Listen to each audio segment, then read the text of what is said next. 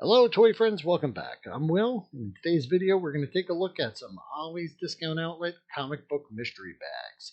On a recent trip to Ollie's, I completely struck out when it came to toys. There really wasn't anything there, and as I was browsing through the store I noticed these comic book mystery bags.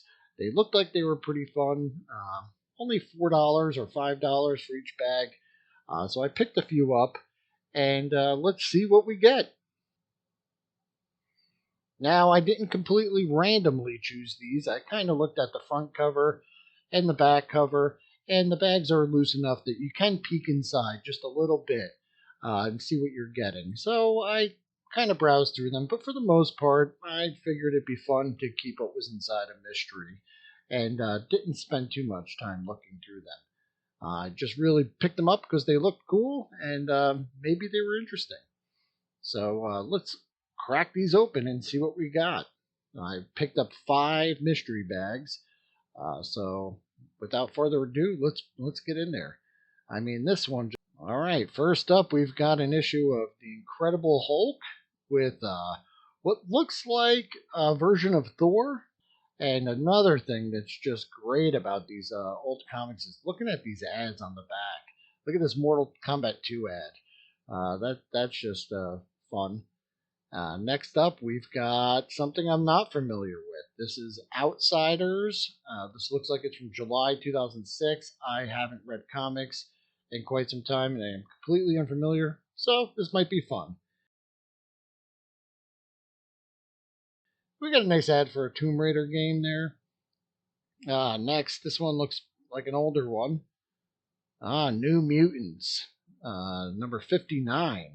That looks pretty fun and cool. That cover artwork just looks great. And then, it's just one of these great D&D Forgotten Realms ads from I think that's the 80s or 90s. Next up, we've got Birds of Prey from 2003. Completely unfamiliar with this, but it could be an interesting read. We'll check it out. This ad on the back here, Dr. Mewtwo revealed. I don't know what this is. I don't remember this game at all, but oh well. We'll have to check it out. And then this is the one that made me buy this pack. This Detective Comics number 622. The Batman Says Die. It's just such a crazy looking version of Batman. He's blasting that guy. That cover art just looked fantastic. Looks like this comic's from 1990. I am not familiar with this at all. Looks really just insane, and I just can't wait to check it out and read this one. And then we've got a nice Lucky Charms ad on the back with, I think, a maze. All right, next comic bag. This one looks like, I mean, everyone had this comic. This is X-Men number 1 from like 91 or 92 with the nice fold-out cover there. There was a gazillion variants of this. I remember when this all went down, but the artwork is beautiful.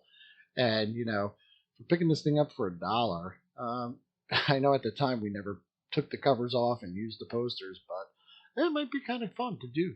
I don't know. I'm going to reread it because I really can't remember everything that happened in it, but it looks like it was an action-packed episode or issue.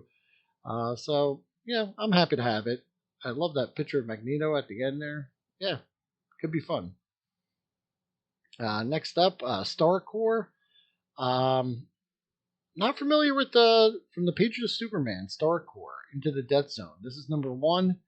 Don't know anything about it. We got a nice Mortal Kombat ad on the back there with some.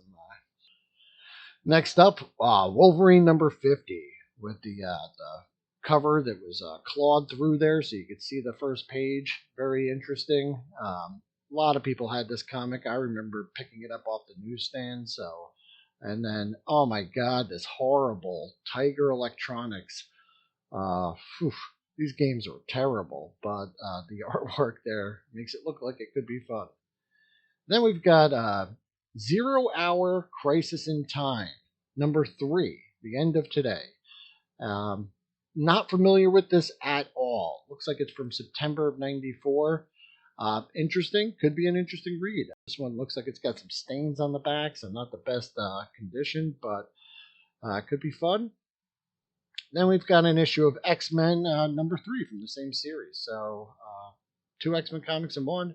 That's great cover art there. Looks like a lot going on. Love it. And nice Dungeons and Dragons ad. These really were just fantastic. All right, bag number 3. Let's see what we've got. Here is a version of, it says Flashback, the Silver Surfer -1, and then a Star Trek comic. And I've never read a Star Trek comic as far as I can remember, so I picked this one up because I love Silver Surfer. And, part of this was to broaden my horizons, read some things that I've never seen before. So I picked it up. So here's Flashback, issue -1 with some nice cover art there. Cheetos ad on the back. And I think I'm going to take a look inside and just see what year this was from. Looks like July of 1997. So yeah, I probably wasn't reading comics regularly then. I was pretty busy with work, but could be fun. I'll check it out. I'm not really sure what's going on there. Look at this. Now this one looks freaking weird. What is going on here? It's Incredible Hulk number 378. It says, because you demanded it, the most requested villain of all, and he's fighting Santa Claus. So, yeah, I'm curious. This Punisher game. I remember this. Oh, my God. It was a bit of a disappointment because I think it was just like a point-and-shoot kind of game and not one where you could run around and do things. So it was a little weird. Okay, so this is from 91. Could be a fun read. Let's check it out. All right. Then Guardians of the Galaxy Annual number 2 from 1992. And this one was called The System Bites Part 4. I don't know. I don't know what's going on there, but it could be fun. And then here we got an ad for Honey, I Blew Up the Kid, the sequel to Honey, I Shrunk the Kids. So that was interesting. Here's one that I've never seen before, and always interested in checking out new stuff. So this is from 1988. It's called Checkmate. See some kind of hero there. He's in the desert, and a helicopter shooting at him. So that could be a fun story and could lead to further stuff there.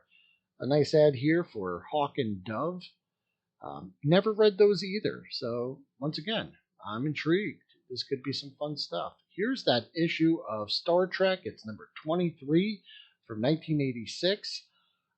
Red Jack is Back, Part 2. Oh, and look at this ad for the Panache Plays Go Voltron Force. Oh, pretty colorful. Looks cool. But that was something that I don't remember having. I did pick one up in my adult life. This is the, the 4th pack? And here we go. We've got that cap I picked up because I am familiar with it. I kind of wanted to reread it.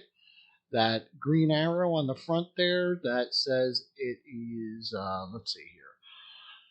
Let's get it out and then we'll take a look.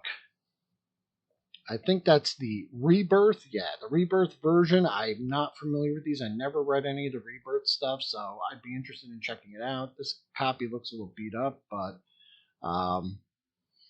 the ad on the back kind of bites. Look at this. It's like is this for a Facebook game or some kind of card game? Not as cool as some of those older ads. Then here is from, this is 1985. Batman and the Outsiders, number 31 from 86. The Truth About Looker, Part 4. So this could be an interesting series. This is one that I've talked to friends about and decided I'd pick up and read the Batman and the Outsiders series. So I'm happy to have that one.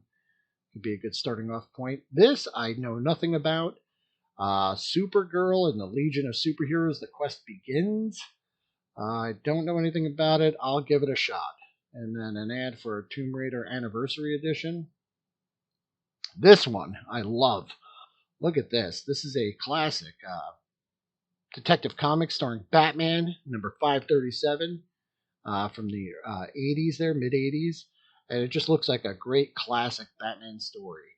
No words on the cover, nothing there. And then look at this He-Man Masters of the Universe video game from the 80s. Look at those graphics. Oof. Wow. So I'm really looking forward to reading that one. And then here is the Captain America number 427, Fighting Chance, Book 3. I think I know what the story is, so I'm just kind of going back in there and doing a refresher. NBA Jam. Oh, that game was so good. And the last but not least, let's see what we got in this last pack. So, looks like The Secret Defenders. I don't think I ever read those. And a copy of Uncanny X-Men. And that was like a crossover event. It came bagged within the bag, plus came with a trading card. So we've got, that's part one of the Executioner Song crossover event. I don't remember it, but I've got a Game Genie ad on the back there and a Professor X card. This one, I never read this, but Star was a version of Marvel Comics Inhumanoids number 4, Met Lar Unleashed. That could be fun. And then we've got an ad for the Popples.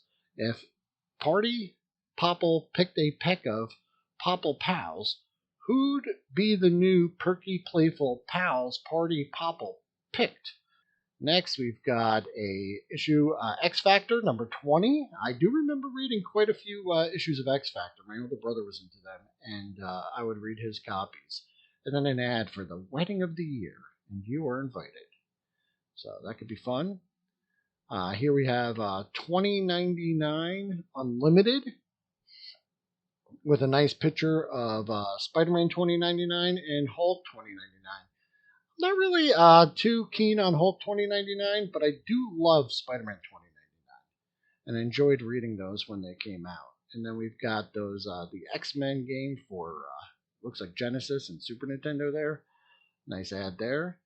And finally, we've got Secret Defenders number 5. Never read those. I'd be interested in checking out what they have there. And then a Bunch of Crunch ad on the back. So that's all of them.